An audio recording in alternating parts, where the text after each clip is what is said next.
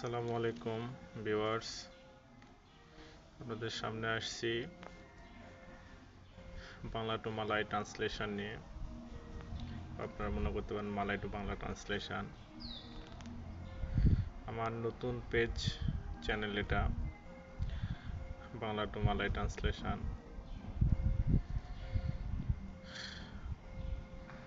যদিও একটু লেখাটা ব্যতিক্রম, উচিত ছিল মালয় টু বাংলা ট্রান্সলেশন লেখার জন্য, তবুও আমি লিখে ফেলছি।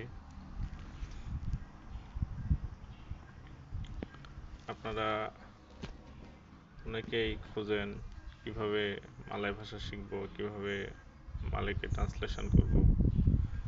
সেক্ষেত্রে আমি আপনাদেরকে সহযোগিতা করব। আমার চ্যানেলে আপনারা সবাই সাবস্ক্রাইব করুন এবং আমার ভিডিওগুলো দেখুন, তাহলে আপনারা আপনাদের ভাষাগুলো শিখতে পারবেন।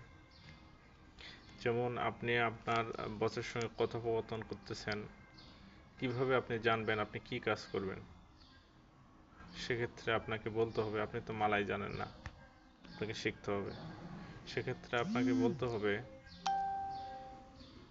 যে আপা কেরজা ছায়া, আমার কাজ কি? আপা কেরজা ছায়া, আপা মানে কি, কেরজা মানে কাজ, ছায়া মানে আমি।